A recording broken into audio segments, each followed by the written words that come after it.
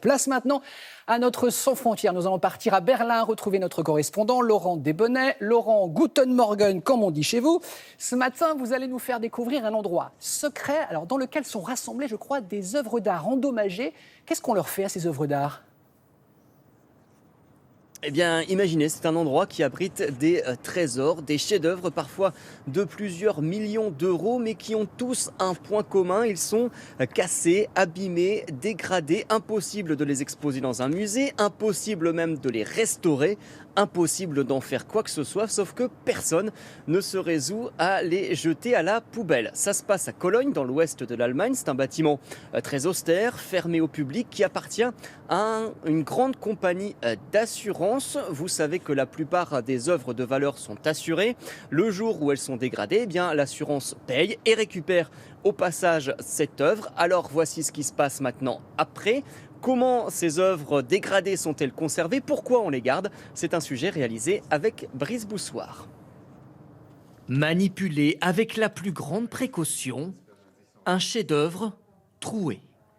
Un tableau du grand peintre italien Giorgio de Chirico, intitulé Piazza d'Italia.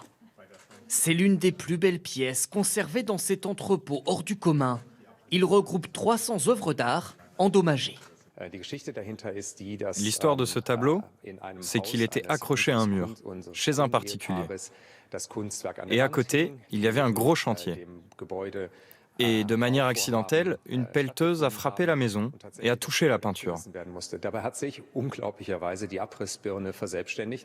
Toutes ces œuvres estropiées sont conservées ici par un grand groupe d'assurance qui les récupère après avoir versé des dédommagements à ses clients. Pas question de jeter à la poubelle, par exemple, cette lithographie de Christo, légèrement abîmée ici, près de la signature.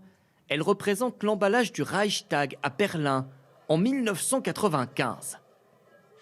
Ou encore ce drapeau endommagé sur l'un des bords lors de son accrochage dans un musée.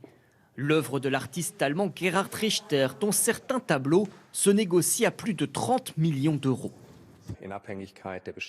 En fonction du niveau des dégâts et de l'importance de l'œuvre, on décide si on peut la confier à des instituts de recherche, si on attend que des techniques de restauration plus avancées soient mises au point, ou si on le donne à des organisations caritatives.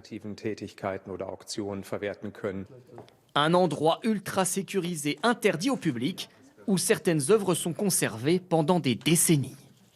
Oui, justement, Laurent, le marché de l'art en Allemagne, c'est important. Oui, la scène artistique en tout cas se porte très bien. Il y a en Allemagne près de 10 000 galeries d'art. C'est presque autant qu'aux États-Unis qui détient le record du monde. Berlin est une ville d'artistes qui viennent du monde entier pour installer ici leurs ateliers. Sauf qu'il y a un paradoxe. L'Allemagne, qui exporte son industrie partout dans le monde, tient en fait une place microscopique sur le marché de l'art. À peine 2 petits pourcents des transactions, très loin derrière les États-Unis, la Grande-Bretagne ou la Chine. L'explication, c'est que l'Allemagne ne fait quasiment rien pour encourager ce marché de l'art, des taxes plus élevées qu'ailleurs. Il faut même des autorisations pour avoir le droit de vendre des œuvres en dehors du pays. C'est un choix politique. L'art est bien présent dans les musées, dans les villes, mais le business de l'art, avec des transactions de plusieurs dizaines de millions d'euros, l'Allemagne dit en gros non merci, on n'en veut pas vraiment. Merci beaucoup, Laurent.